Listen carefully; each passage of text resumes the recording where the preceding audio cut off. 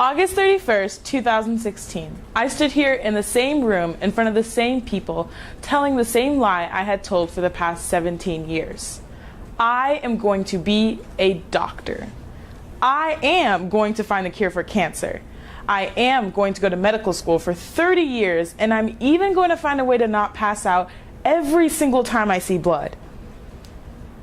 However, as we progressed through ISM, I discovered and I became more frustrated with the roadblocks doctors commonly face. Imagine this.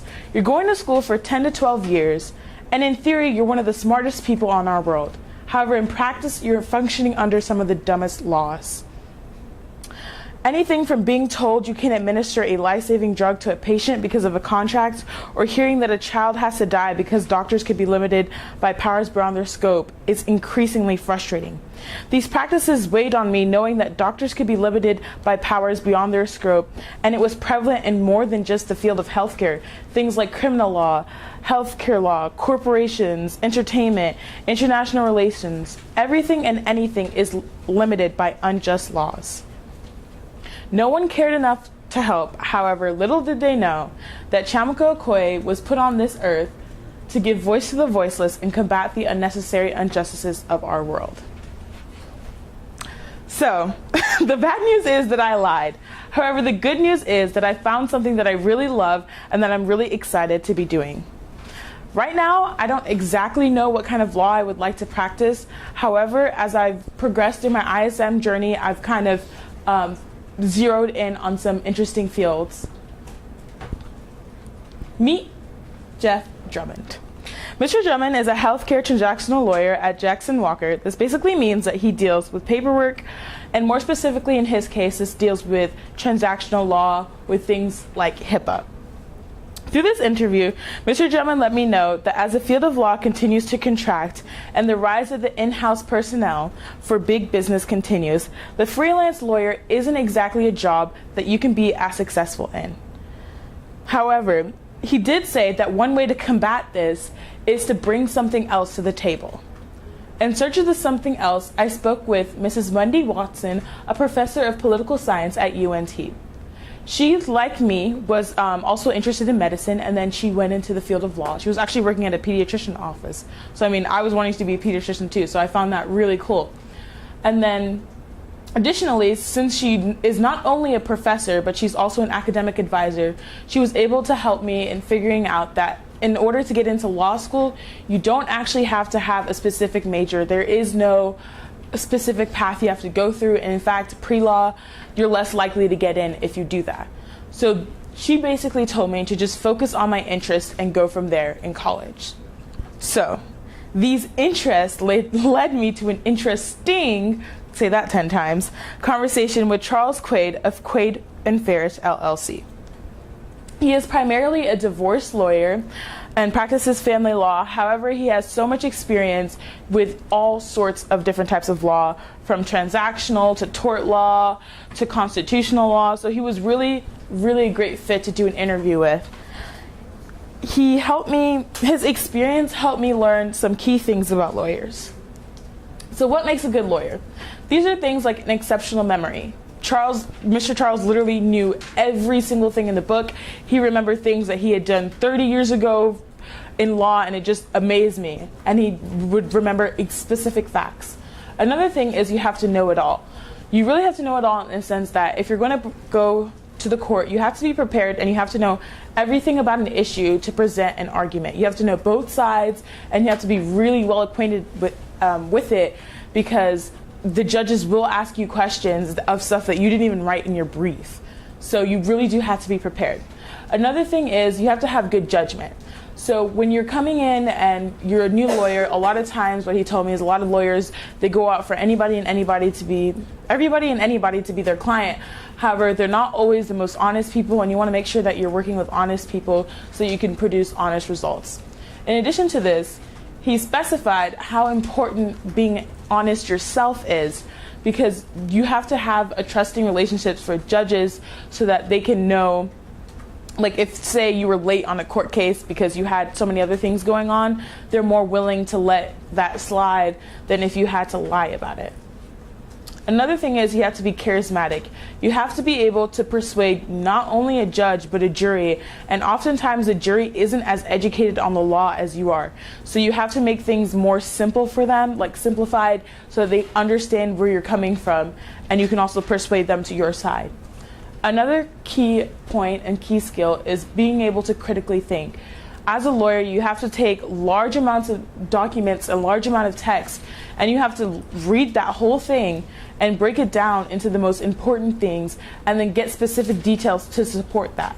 So you're looking at large volumes of very formally written text, and you have to be able to interpret that, and then furthermore, you have to be able to persuade other people to also interpret it the way that you did.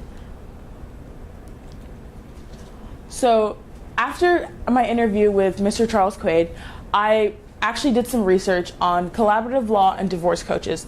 This is because in his firm, one of the reasons why they're the leading firm, even the country in Dallas itself, is because they do a lot of collaborative law.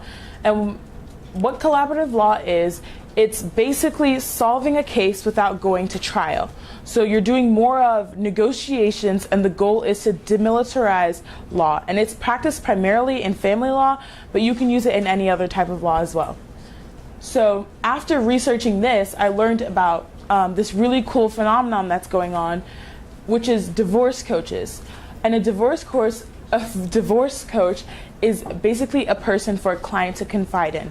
This is important because it allows clients to have an outlet to speak to without having a negative influence. So it keeps them, it steers them clear from inappropriate advice from third parties, but it also keeps them calm and clear so that they can get to the negotiations that happen in collaborative law.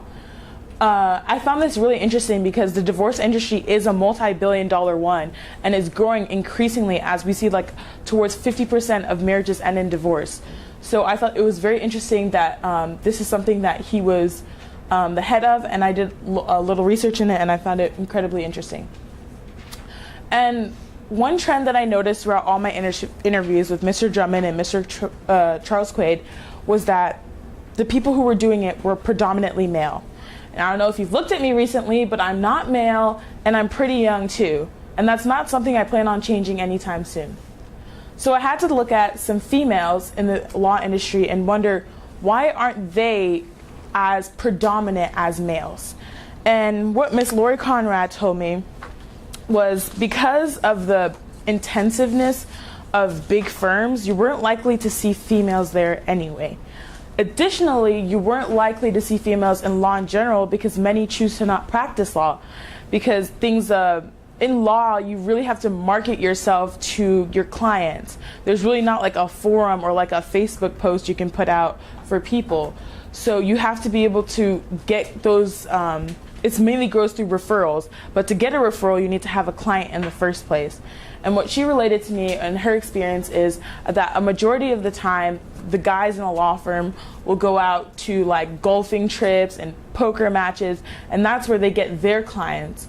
And because you're never going to be at the golf tournament and you're never going to be at the poker table, she had to find like other ways of getting clients.